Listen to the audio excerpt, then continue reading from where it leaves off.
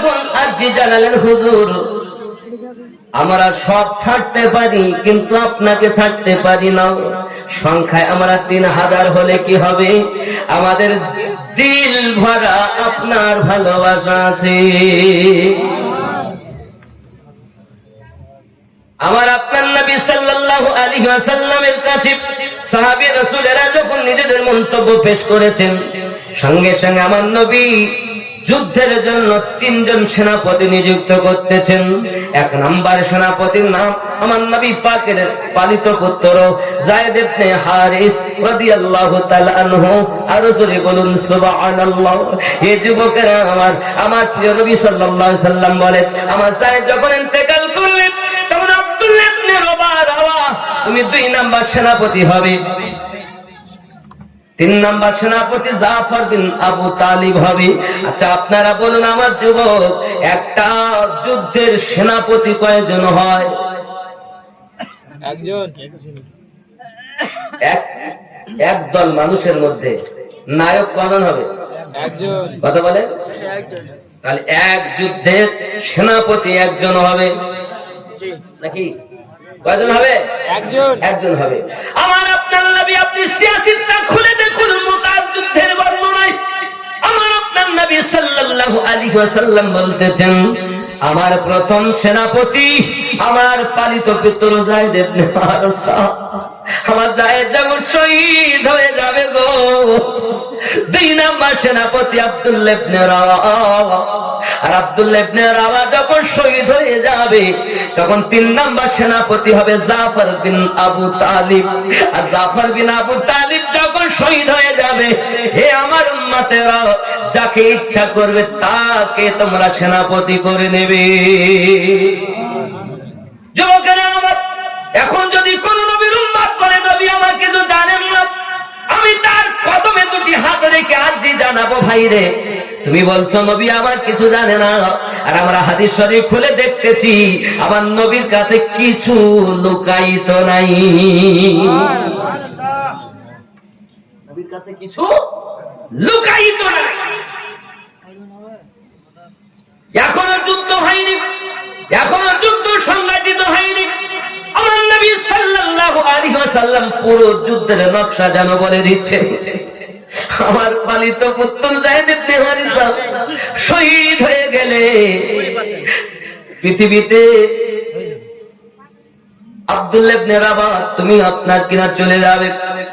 আব্দুল্লাহ ইবনে Ubaidullah ইবনে আপনার পৃথিবীর সার্জমে 3 জন সেনাপতি নিযুক্ত করে দিলেন নবী। এই কথাটি সাহাবী রাসূলেরা আপনার কিনা মেনে নিয়েছেন।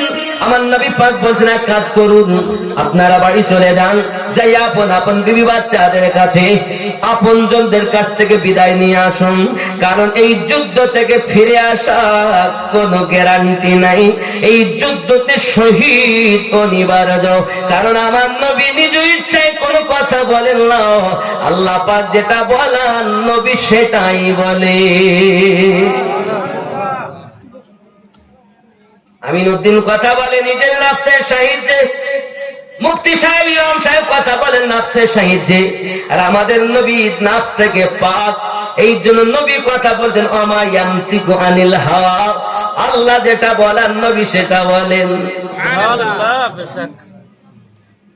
দুনিয়ার মোল্লার কথা মেনো না বন্ধু, এই মোল্লা তোমাকে জাহান্নামের পথ দেখাবে, আর আমার আল্লাহ রাসূলুল্লাহ আর আল্লাহর ওলি আল্লাহ জান্নাতের পথ দেখাবে। যুবকরে আমার, সাহাবী রাসূলেরা পৃথিবীর সরজমিনে করলেন কি, চলেছেন বাড়ির দিকে রওনা। যায়েদ বিন হারিস তিনি উঠে দাঁড়িয়েছেন আর বলছেন, নবী গো, আমি তো আব্বা মা সব পেলে আপনাকে আব্বা মেনেছি। আমি আমার মা আমার কাছে, আমার পিতা আমার কাছে, আমার আর বিদায় নেওয়ার প্রয়োজন নাই। 2 নাম্বার, হে বাবাজি আমার, চলছেন পৃথিবীর সরজমিনে 2 নাম্বার সেনাপতি যখন আপনার বাড়িতে রওনা দিয়েছেন টুকটুক করে, এইরকম টাকা দিচ্ছে আমার আব্বারা, 1100 টাকা হবে না? 1100 টাকা নাই নাই দেখেন আমি কালেকশন তো এই দেখে মনে হতে পারে, এই দেখেন আছে না নেই নাকি? যুবক কি নাম? আসাদুল ইসলাম। মায়ের জন্য দিয়েছেন 1100 টাকা। আল্লাহ মায়ের কবর জান্নাতের টুকরা বানিয়ে দিন। আরো জোরে বলেন আল্লাহুম্মা আমিন। নারে তাকবীর, নারে রিসালাত। আনারুল সাহেব কত? 1100। আল্লাহ কবুল করে, কবুল করো মনের বাসনা। খানায় কাবা না দেখাই আমি তো দিয়া না। এ দাতা যাবে বেহেশতে, দিন কাটাবে সুখে। বখিল যাবে দোজখেতে, দিন কাটাবে দুঃখে। দাতার তরি খোলায় আছে বেহেশতেরই পথ। সকাল সন্ধ্যা ফেরেশতার করে মেরামত। লা ইলাহা ইল্লাল্লাহ,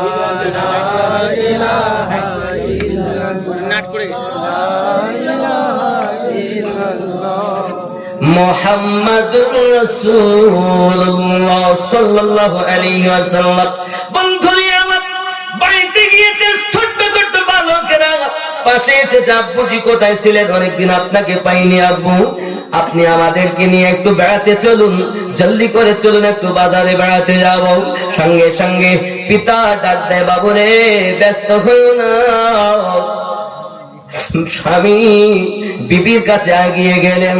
বিবি ডাক দেয়, স্বামী আমার, খুব দেরি করে আপনি এসেছেন, কোথায় ছিলেন?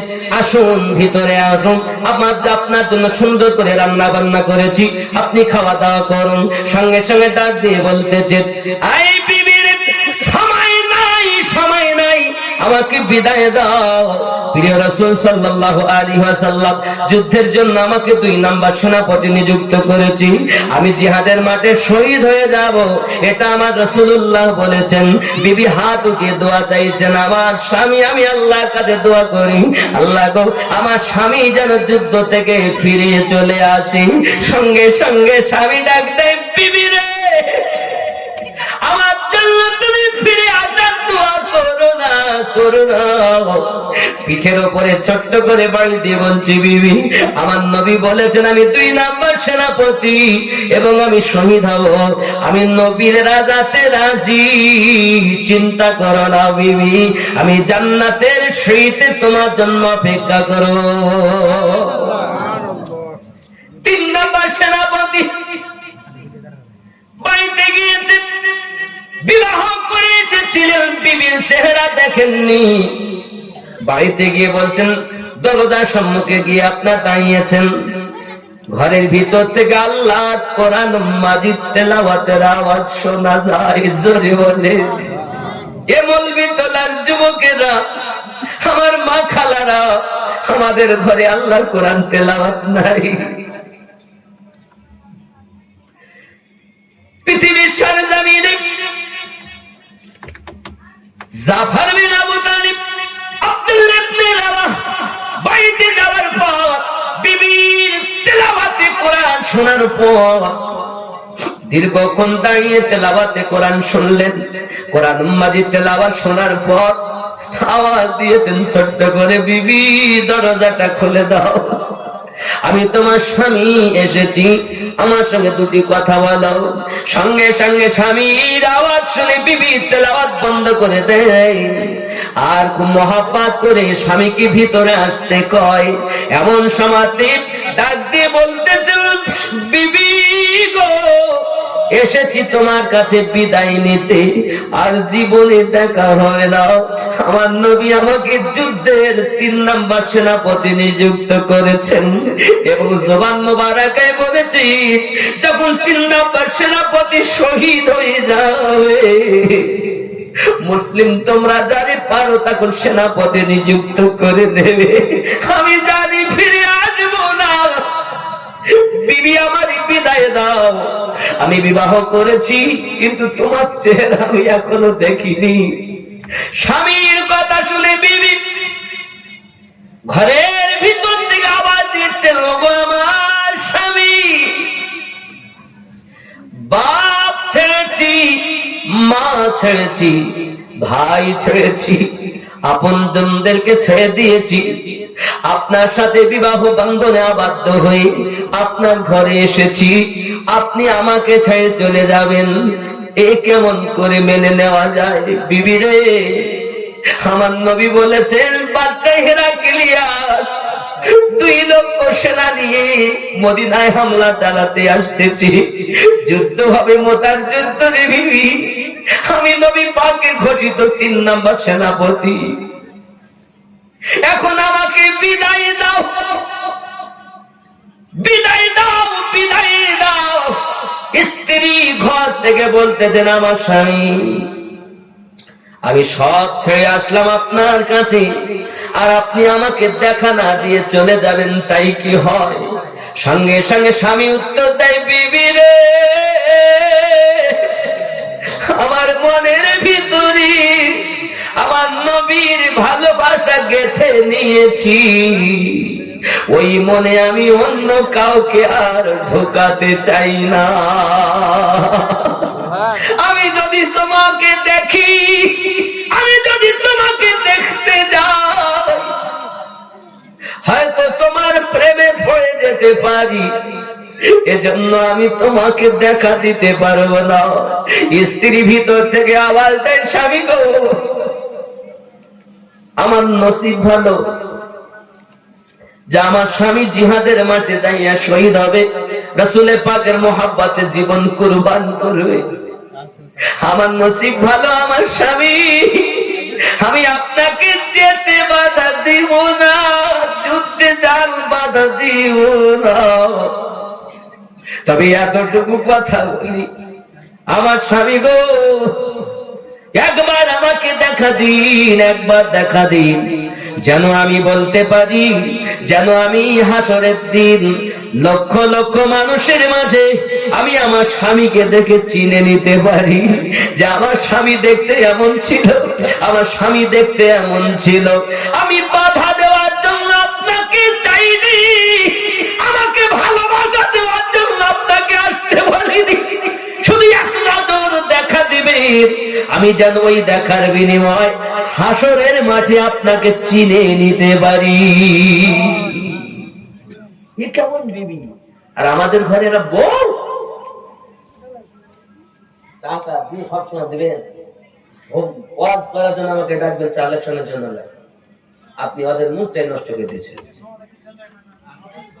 আমার যখন এদিকে মায়া আসে, ওরা টাকা, আমি জন্য বলি অন্য মৌলবীদেরা টাকা তুলবেন না, কারণ আমার এখন আর ভাল লাগে না টাকা পয়সা তুলতে। কারণ আমার এখন ভাল লাগে কি, আমি আল্লাহ এবং আল্লাহ রসুলের প্রেমের কথা বলি, বলি আল্লাহর প্রেমের কথা বলি, সমাজের মানুষ যেন দুনিয়াকে ফেলে দিয়ে আমার নবীর আশিক তৈরি হয়। মসজিদ 5 তলা করে লাভ কি যদি একজন ইমানদার ওই মসজিদে না থাকে? কোনো লাভ নাই। এত বড় জলসা দিয়েও কোনো লাভ নাই যদি গ্রামের ভিতরে এই জলসা থেকে আজ থেকে যদি 5টি ছেলে নামাজি না তৈরি হয়। কি লাভ জলসা? কি হবে এ খেলা করে? মানে লোকের কাছে দেখাবেন আমি নুদ্দিন কিনেছিলাম, তওবা আস্তাগফিরুল্লাহ। এই আশাবাদ দাও, নিয়ত ঠিক কর, দিল ঠিক কর। চেহারা যদি ঘষে এত পরিষ্কার করতে হয়, দিলটাকে কত ঘষতে হবে? একবার দিল ঘষনা নবীর উম্মত হয়েছে। আব্বা আমার রাগ করো না শোনা, হয়তো বড় কিছু বলে ফেলছি মোহাব্বতে। আমার রাসূলের ইশক যার ভিতরে নাই তার এক পয়সা দাম নাই, যত বড়ই হোক না কেন তার 1 ফোঁটা দাম নাই। আর যার ইশক আছে দিলে, প্রেম আছে দিলে, হায় হায়, সে যেখানেই যাবে খাঁটি উম্মত, মরে যাবার পরও জান্নাতি।